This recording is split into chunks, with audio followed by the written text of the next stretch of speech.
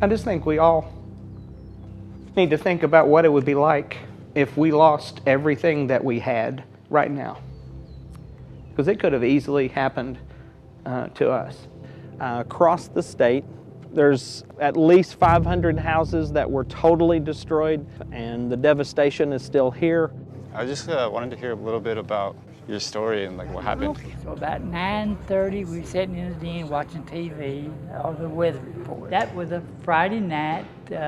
We knew it was coming, but like anybody else, well, it's not going to hit us. And sure enough, at 9:27, it hit. And all of a sudden, things started falling. Wind started howling, the bricks was coming in through the window, and 2x4s was coming in from the ceiling.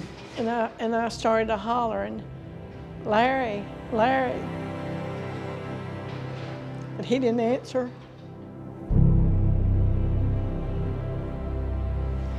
But then all of a sudden, he got up and came over there and said, Carol, are you all right? I said, yeah, I am. But I said, all these bricks are on me. And I said, I've got to get them off. I can't get up. And I had a lot of skint places on me, and I was bleeding in 2 or 3 places. We got underneath the house. We were in the crawl space. Yeah, it ripped off the whole roof.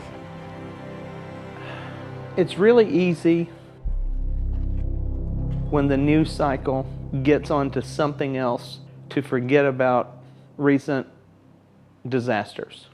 To be honest with you, there are a lot of people who feel like they're forgotten because FEMA's gone, and now we're still left with devastation and homes that aren't being built, and just a strong need to know that somebody out there cares. There's still a lot of hopelessness. The area that the tornado came from southwest to northeast, was the lowest income housing there was.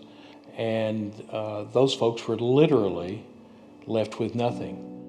For these folks that were so economically down to begin with, they don't see a whole lot of help coming. I find hope when people come and they say, I don't really feel like there's a lot that I can do. I'm not really skilled, but I'm willing to learn. Every day is a learning process for all of us. A learning process of dealing with grief, dealing with hardships, dealing with ways that we can also share our love and our time with others.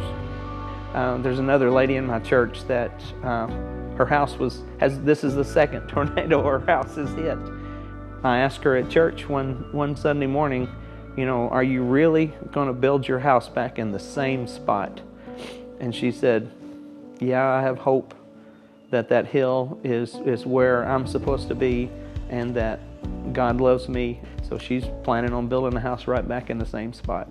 And that to me is not stupidity. That to me is true faith and true hope. And that's what we really need.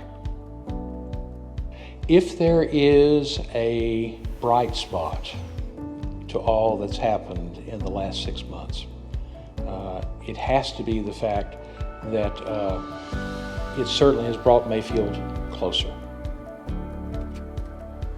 There's lots of great volunteers that are coming in and doing great work, but we need lots more.